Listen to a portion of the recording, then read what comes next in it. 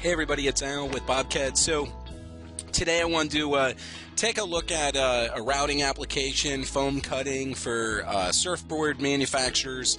Typically you have larger routers and you're using a vacuum pod on the bottom and you want to do some shaping to speed up the manufacturing process. So from here I have a GrabCAD model of a surfboard just so we have some kind of concept of or some kind of starting model to work with.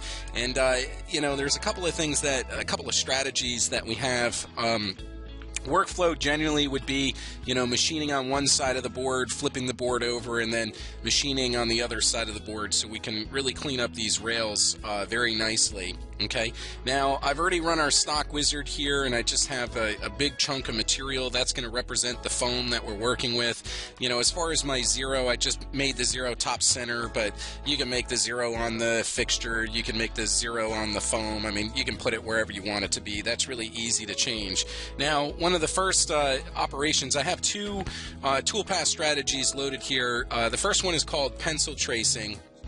And really, I'm kind of doing these out of order, but pencil tracing is a good option to look at to begin with.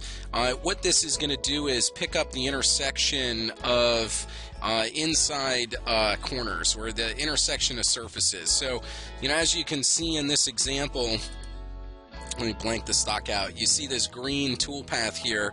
What that toolpath is doing is cutting the intersection of this surface and this section that I created. So I created a section plane so I could have an intersection, and then we have a toolpath that's generated at the intersection of those two curves. And this is a great tool to clean up geometry with.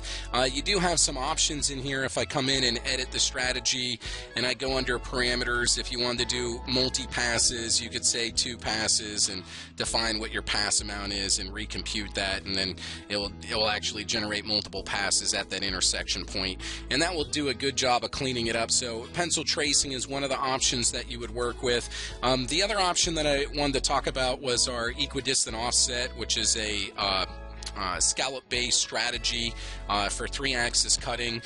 To machine this rail here, we could use a planer or a lace cut, basically a back and forth cut to machine the surface, but unfortunately it's going to give you an inconsistent finish across that rail. As the rail as the radius or the curve of that rail starts straightening out, the step over in your toolpath is going to leave a lot more material there, more scallops. So what you can do is decrease your step over, make it a really tiny number, but then you really get an inefficient cut, and it still is only going to do so good. So in the combination of using a pencil to clean up the intersection, if you use an equidistant, that can be a really good option for you as well. Now here, just now that the pencil's done calculating, you can see that there's multiple passes coming in here to clean up this intersection of where this section surface is and the rail intersect. Okay, now the other thing that we want to look at, like I said, was the equidistant toolpath. What this is going to do is it's an offset strategy where it's going to machine like an offset between the boundaries. Here you can kind of see how it's offsetting in, and you can have it work from the bottom up, top down, center away.